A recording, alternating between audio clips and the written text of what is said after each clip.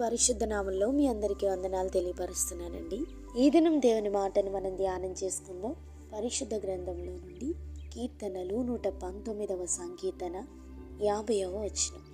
నీ వాక్యము నన్ను బ్రతికించి ఉన్నది, నా బాధలో ఇదే నాకు నెమ్మది కలిగించుచున్నది.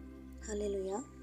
యేసు ప్రభు వారు సంచరిస్తూ కపెర్నహూములోనికి వచ్చినప్పుడు ఒక శతాధిపతి ప్రియుడైన దాసుడు రోగియే చావు సిద్ధమై ఉండగా శతాధిపతి యేసును గూర్చి విని ఆయన వచ్చి తన దాసుని స్వస్థపరచవలెనని ఆయనను వేడుకొనుటకు యూదులలో పెద్దలను ఆయన యొద్దకు పంపగా వారు యేసునొద్దకు వచ్చి, నీ వలన ఈ మేలు పొందుటకు అతడు యోగ్యుడు, అతడు మన జనులను ప్రేమించి మనకు సమాజ మందిరము తానే కట్టించెనని ఆయనతో చెప్పి మిక్కిలి బతిమాలు కొనిరి అని వాక్యం సెలవిస్తుంది.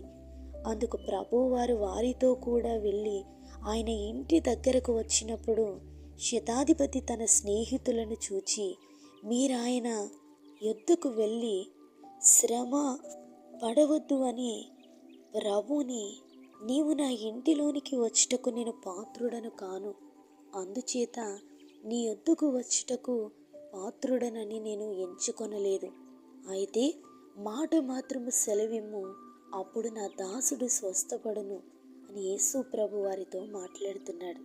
అతని గూర్చి యేసు ప్రభు వారు ఆశ్చర్యపడి తన వెంట వచ్చుచున్న జనసమూహము వైపు తిరిగి, ఇశ్రాయేలీలోనైనా ఇంత గొప్ప విశ్వాసము నేను చూడలేదని మీతో చెప్పుచున్నానని శతాధిపతిని గూర్చి ప్రభువారు ఆశ్చర్యపడ్డారు.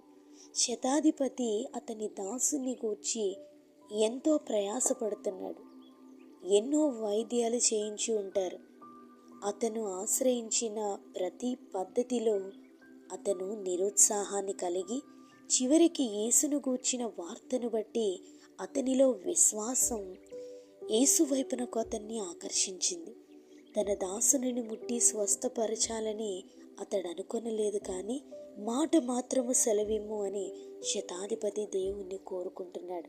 ఈ మాటలు వింటున్నటువంటి మనము దేవుని మాటలను ఆ రీతిగా లక్ష్య పెట్టగలుగుతున్నామా? అతని శ్రమలో ఆ దేవుని మాట అతనికి నెమ్మదిని కలిగించింది. ఆయన పలికిన వాక్కు దాసుని స్వస్థపరిచింది. మన జీవితంలో దేవుని మాట మనల్ని బ్రతికిస్తుంది.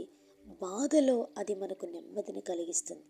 ఏ శ్రమైనా దేవుని మాట కొరకు ఎదురు చూస్తే తప్పక ఆ మాట మన జీవితంలో దేవుడు పలికి ఆ మాటను కార్యంగా మార్చగలడు.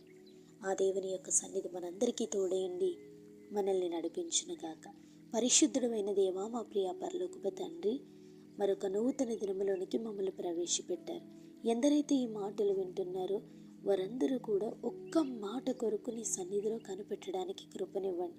కలిగి ఉన్న బలహీనతలు, బాధలు, శ్రమల మధ్య మీ యొక్క వాగ్దానమును పట్టుకొని ముందుకు సాగిపోవడానికి ధైర్యాన్ని, శక్తిని, తగినటువంటి మాటను వారికి దయచేసి నిస్సహాయతలో ఉన్న వారిని బలపరిచి స్థిరపరచమని నజరేయుడైన యేసు శక్తి కలిగిన నామములో అడిగి వేడుకొంచున్నాము తండ్రి. ఆమేన్.